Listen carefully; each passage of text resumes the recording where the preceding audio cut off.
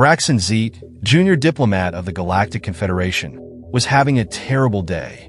His antennae drooped as he stared at the holographic display, trying to make sense of the data streaming in from that little blue marble called Earth. "This can't be right," he chittered, mandibles clicking furiously. "Run the analysis again." His assistant, a gelatinous blob named Glupix, burbled apologetically. "Sir, we've run it 17 times. The results are consistent." Braxton's compound eyes narrowed. When the Confederation had decided to test humanity's mettle before offering them a place among the stars, they'd expected. Well, not this. The challenge had been simple. Send us your bravest warriors, your most fearless souls. They'd anticipated hardened soldiers, seasoned astronauts, or at the very least, those adrenaline-fueled extreme sports enthusiast humans seemed so fond of. Instead, Earth's response had been perplexing. "Glupix," Braxton wheezed. "Please tell me I'm misreading this. They're sending us ice cream biters?" Glupix's gelatinous form rippled in what might have been a shrug. "Affirmative, sir. The human delegation insists these individuals represent the epitome of bravery in their culture." Braxton's antennae twitched spasmodically. But, what does that even mean?" Meanwhile, on Earth, in a nondescript government facility, Kinsey brain freeze. McScoops adjusted her thick-rimmed glasses and grinned at her fellow recruits. "Can you believe this? We're going to space." Beside her, Frostbite Freddy nodded enthusiastically, his teeth chattering slightly from his most recent ice cream conquests. "I know. Who would have thought our unique talents would save the world?" At the head of the room, General Vanessa, iron molars steel paced back and forth, her combat boots echoing ominously. "Listen up, you frozen-tongued freaks of nature. You've been chosen for the most important mission in human history. The fate of our entire planet rests on your ability to chomp through frozen dairy products without flinching." The assembled group of ice cream biters stood a little straighter, determination glinting in their eyes. Among them were legendary figures like Rocky Road Ramirez, known for his ability to devour a gallon of the namesake flavor in under 3 minutes, and the infamous Sprinkle Slayer twins, Tia and Mia, whose synchronized eating routines had gone viral on TikTok. General Steele's voice dropped to a menacing growl. "The aliens think they're so smart, challenging us to send our bravest. Well, we're going to show them what real courage looks like. Who else but you lunatics would willingly inflict brain-searing agony on yourselves for the sheer thrill of it?" A cheer went up from the assembled ice cream enthusiasts. Kinsey raised her hand tentatively. General, what exactly will we be doing up there?" Steele's grin was positively feral. "Oh, you'll see, McScoops. Let's just say we're going to give those aliens a crash course in human insanity. Now, who's ready for some training?" As the recruits filed out of the room, chattering excitedly about flavor combinations and tooth sensitivity, General Steele turned to her aide. "Give me the president. Tell him Operation Brain Freeze is a go."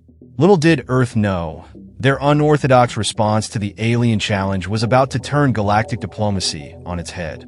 The stage was set for the strangest first contact in the history of the universe, all thanks to a group of humans with an inexplicable tolerance for frozen treats.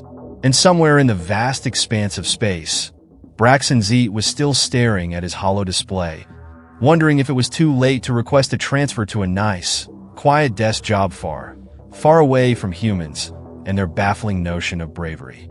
The secret underground facility, codenamed the Deep Freeze, buzzed with activity. Kinsey Brain Freeze McScoop stood before a massive industrial freezer, her breath visible in the frigid air. She adjusted her goggles and gave a thumbs up to General Steele. "Hit me with your best shot, General," she shouted, her voice muffled by the specially designed mouthguard. Steele nodded grimly and pressed a button. The freezer doors swung open, revealing row upon row of diabolical ice cream concoctions. "Remember your training, soldier. Don't flinch." Kinsey took a deep breath and dove in, her teeth sinking into flavors that would make ordinary mortals weep. Ghost pepper chocolate chip, durian surprise, even the dreaded lutefisk ripple. Her face remained stoic as she powered through scoop after scoop. Nearby, Frostbite Freddy was undergoing a different kind of torture. He sat in a chair, eyes wide, as a team of scientists attached electrodes to his skull.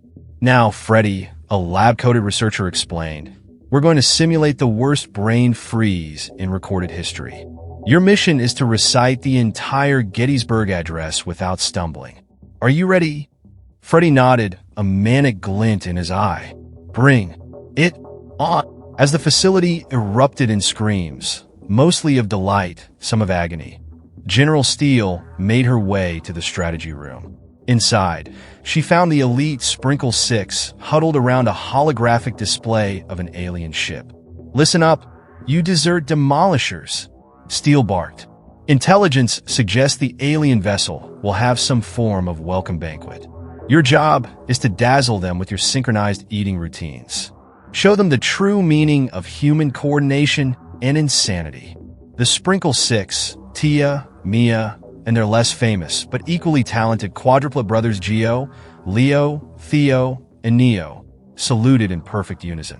Their matching ice cream t-shirts stretched as they flexed. "General," Gio piped up, "what if they don't have ice cream?" Steele's eyes narrowed. "Then you'll have to improvise, soldier. I don't care if it's frozen methane on a stick. You bite IT and you smile." Meanwhile, in the Psychological Warfare Division, Rocky Road Ramirez was undergoing his most grueling challenge yet. He sat in a small, warm room, a single scoop of vanilla ice cream melting before him. Dr. Euphemia Sugar Rush Popsicle leaned in, her voice soothing yet sinister. "Now, Rocky, I want you to watch that ice cream melt. Don't touch it. Don't lick it. Just let it go."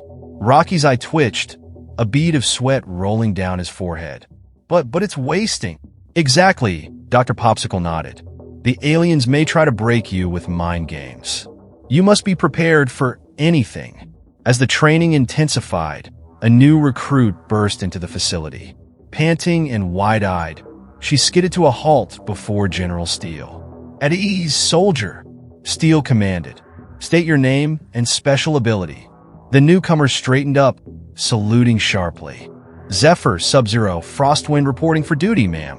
I can eat ice cream straight from the blast chiller without even blinking." Steele's eyebrows shot up. "Impressive. But can you do it while reciting the periodic table? Backwards?" Zephyr grinned, a manic glint in her eye. "Is that a challenge, General?" As Zephyr was whisked away to join her fellow ice cream commandos, General Steele allowed herself a small smile.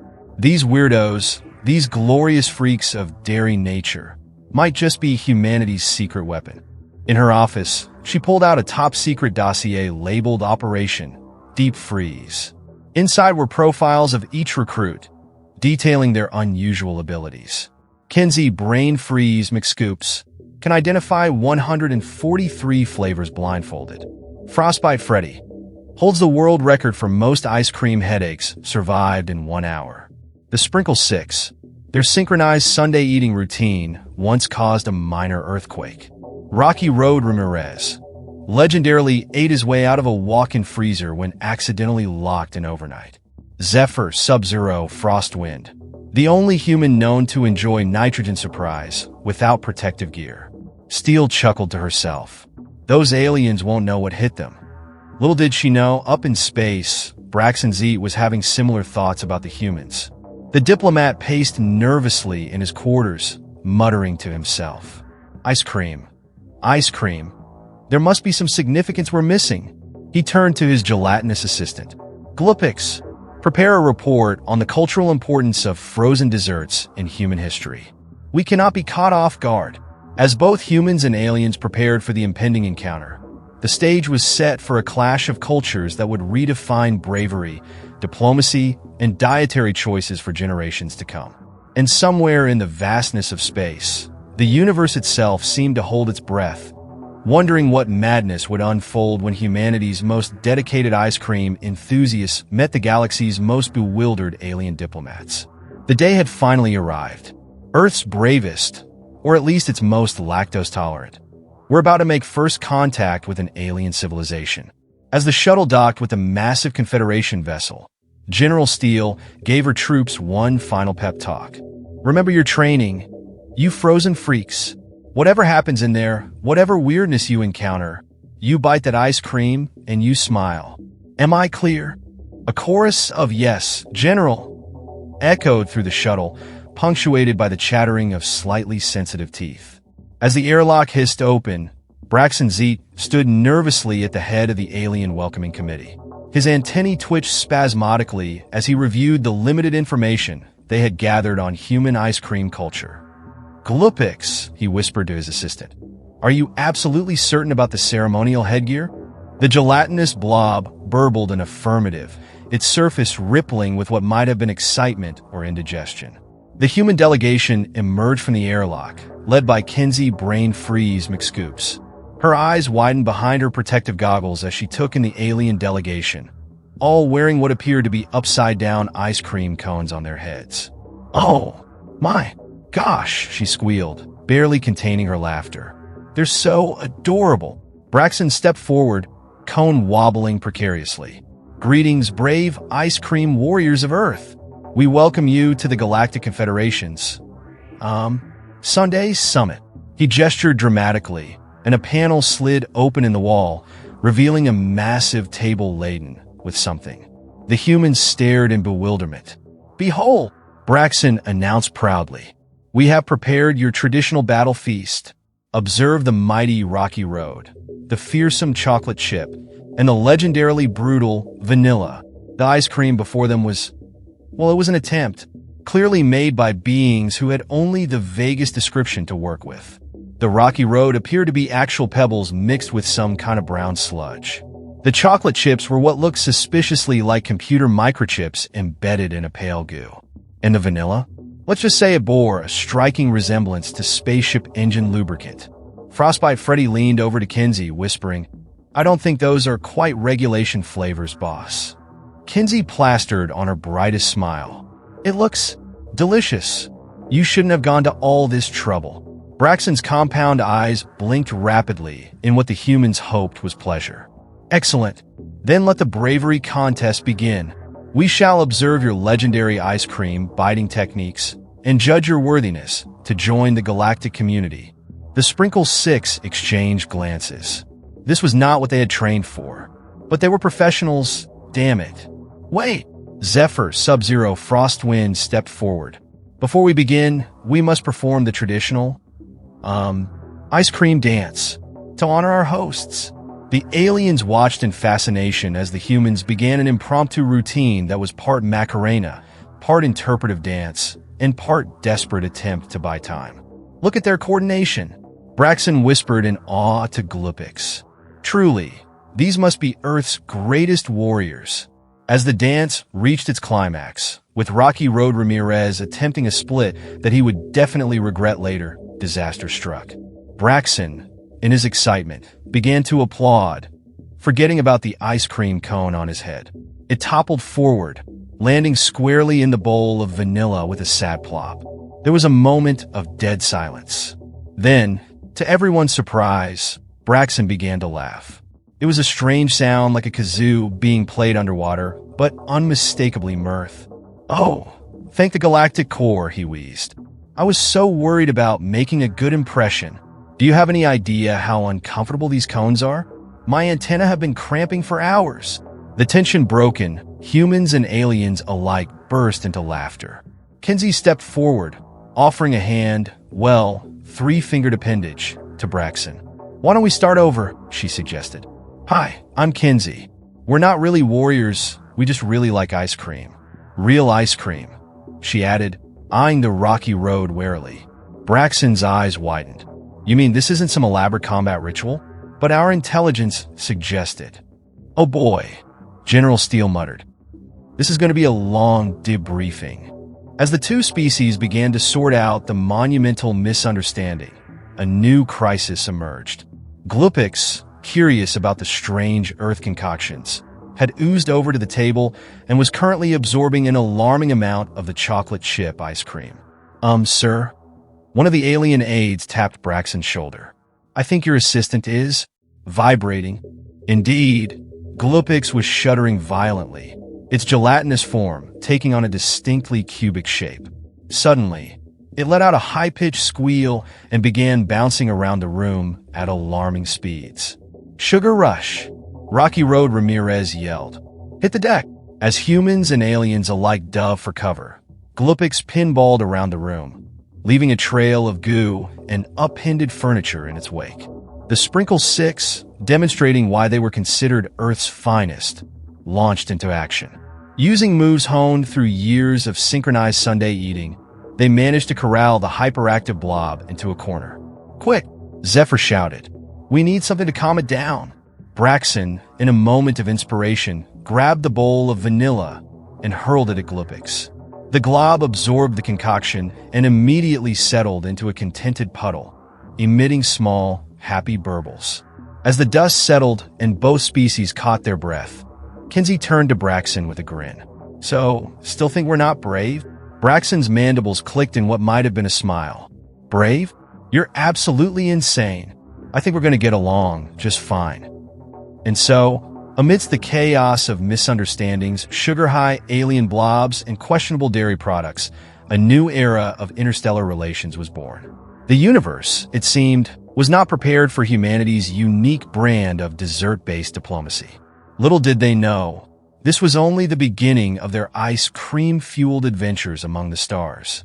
In the days following the chaotic first contact, the human delegation and their alien hosts settled into an uneasy routine aboard the Confederation vessel. Cultural exchanges were interesting, to say the least. Kinsey brain-freeze McScoops found herself in the ship's massive library, surrounded by holographic displays of alien civilizations. Her eyes widened as she scrolled through countless species, each with their own bizarre customs and rituals. Holy sprinkles, she muttered. We're not even the weirdest ones out here. Nearby, Braxton Z was engrossed in Earth's historical archives, mandibles clicking excitedly. Fascinating. So your species has been consuming frozen treats for centuries? And it's not a form of torture? Kinsey grinned. No. Well, unless you count that one time I tried to eat a whole gallon of Rocky Road in one sitting. That was pretty torturous. Braxton's antennae drooped in sympathy. Ah yes, the infamous Rocky Road. We tried to recreate it, you know. I'm still not sure where we went wrong with the marshmallows. Meanwhile, in the ship's state-of-the-art gymnasium, the Sprinkle Six were attempting to teach a group of curious aliens the fine art of synchronized Sunday eating. It wasn't going well. No. Tia shouted, exasperated. You can't just absorb it. You have to use the spoon. The alien, a floating cloud of sentient gas named Zephyr, burbled apologetically. But how do you taste it without merging your essence with the frozen substance? Mia facepalmed. Gio, maybe we should start with something simpler. Like how Tio hold a spoon. As the lessons devolved into chaos, with alien appendages fumbling utensils and ice cream splattering in zero gravity, Frostbite Freddy made a startling discovery in the ship's medical bay. You're telling me, he said slowly to the ship's chief medical officer, Dr. Xyloplax, that you can regrow teeth? Dr. Xyloplax, a towering insectoid with compound eyes and delicate pincers, nodded enthusiastically. Oh yes, it's a simple procedure. We find it quite useful for species that engage in, what did you call it? Extreme eating? Freddy's eyes gleamed with maniacal glee. Do you have any idea what this means for competitive ice cream eating? As Freddy excitedly discussed the implications of replaceable teeth with Dr. Xyloplax, Rocky Road Ramirez found himself in a heated debate in the ship's mess hall. Look, he explained for the umpteenth time to a group of bewildered aliens. Just because we bite ice cream doesn't mean we bite everything. It's not a sign of aggression. An alien that looked like a sentient crystal formation chimed in. But what about your toothpaste? Surely that's a paste made from teeth, harvested from your vanquished enemies. Rocky blinked. What? No. It's for cleaning teeth, not... Wait, do you guys not brush your teeth? The crystal alien shimmered in what might have been embarrassment. We polish ourselves occasionally? As these cultural exchanges unfolded, General Steele found herself in a tense meeting with the Confederation's High Council. The topic? Earth's potential membership in the galactic community. Let me get this straight, Steele said, pinching the bridge of her nose. You're saying we're too weird to join? High Counselor ZYX, a being composed entirely of swirling energy, pulsed apologetically. Not weird, Peresi. More unpredictable. Your species seems to actively seek out discomfort for fun. Steele couldn't help but chuckle. You should see what we do with hot peppers. The council chamber erupted in alarmed murmurs. Back in the ship's recreational area, Zephyr Sub-Zero Frostwind had inadvertently started a craze among the alien crew. Her ability to withstand extreme cold had led to a new game. How long can you hold a scoop of actual ice cream? Aliens of all shapes and sizes lined up to test their mettle against the frozen treat. The results were mixed. I can't feel my proboscis, wailed one unfortunate participant, a slug-like creature named Slormox. Zephyr patted him consolingly with a heavily insulated glove. That's the spirit. You lasted a whole 3 seconds that time. As the day wore on, Braxton found himself in a quiet corner of the observation deck, staring out at the stars. Kinsey joined him, offering a bowl of real ice cream she'd managed to synthesize in the ship's food replicator. Credit for your thoughts? She asked, handing him a spoon. Braxton sighed, absent-mindedly taking a bite of the ice cream. His eyes widened. By the cosmic core, that's cold. And delightful? How strange. Kinsey smiled. See? Not so scary after all. Indeed, Braxton mused. You know, when we first intercepted your transmissions, we thought your ice cream challenges were some sort of brutal warrior training. Kinsey burst out laughing. I mean, you're not entirely wrong. Have you seen competitive eating? As they shared the bowl of ice cream, swapping stories and jokes, realization dawned on both of them. Despite their vast differences, there was something fundamentally similar in their love of discovery, their willingness to try new things, even if those things might cause brain freeze. You know, Braxton said thoughtfully, perhaps we judge your species too hastily. This bravery you display, it's not just about facing danger, is it? It's about embracing the unknown, finding joy in discomfort, and what's that human phrase? Rolling with the punches? Kinsey nodded, touched by the alien's insight. That's it exactly. Life's too short, or in your case, too long, to play it safe all the time. As they watched a distant nebulous shimmer, a commotion erupted from the recreation area. The Sprinkle Six, it seemed, had finally managed to teach the aliens a synchronized ice cream eating routine. The result was a chaotic, multi-species dance of spoons, tentacles, and various alien appendages, all moving in surprisingly harmonious rhythm. Braxton's mandibles clicked in amusement. I have a feeling the Confederation is about to become a much more interesting place. Kinsey grinned, raising her spoon in a mock toast.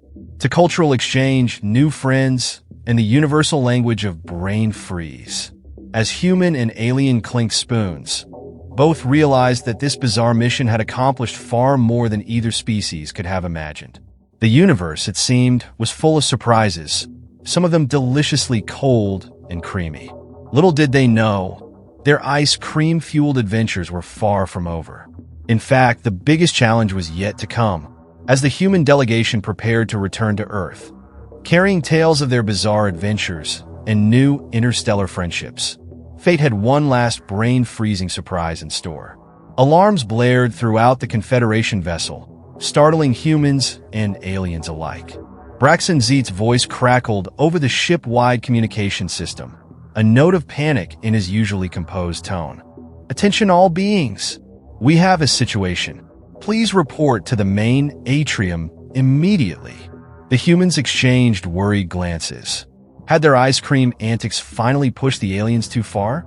As they entered the atrium, they found a scene of utter chaos.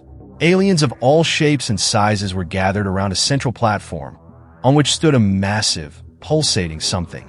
What in the name of Ben and Jerry is that? Rocky Road Ramirez exclaimed. Braxton scuttled over, his antennae twitching nervously. It's a cosmic confection conundrum, a sentient dessert from the far reaches of the galaxy. It arrived through a temporary wormhole and is threatening to consume our ship. The humans stared in disbelief at the towering monstrosity. It looked like a nightmarish fusion of every ice cream flavor imaginable, swirling and bubbling ominously. Tendrils of fudge and caramel lashed out, pulling unfortunate aliens into its creamy depths. Well, Kinsey Brain Freeze, McScoop said with a grin. I guess it's a good thing you've got Earth's foremost ice cream experts on board, huh? General Steele stepped forward, her eyes narrowing as she assessed the situation. All right, you frozen freaks. This is what we've trained for, sort of. Sprinkle 6. Commence Operation Sunday, Takedown. The synchronized ice cream eating team sprang into action, their years of training finally finding a truly worthy opponent. They circled the cosmic confection conundrum, spoons at the ready. Remember your training, Tia shouted. Aim for the soft serve center. As the Sprinkle 6 engaged the dessert beast, Frostbite Freddy turned to Dr. Xyloplax. Doc, we're going to need those replacement teeth. And make it snappy. The alien medical officer nodded, mandibles clicking rapidly as she prepared for the onslaught of dental casualties. Meanwhile, Zephyr Sub-Zero Frostwind had a flash of inspiration. She grabbed Braxton's arm, or what she assumed was an arm. Quick, where's your coldest freezer? Braxton blinked in confusion. Sublevel 3, but why dash? Zephyr was already sprinting away. No time to explain. Just trust me. As the battle raged on, with humans and aliens alike diving in with spoons, straws, and various alien appendages to combat the creamy menace, Rocky Road Ramirez found himself face-to-face with a particularly aggressive scoop of Rocky Road. Oh, you think you're tough, he growled.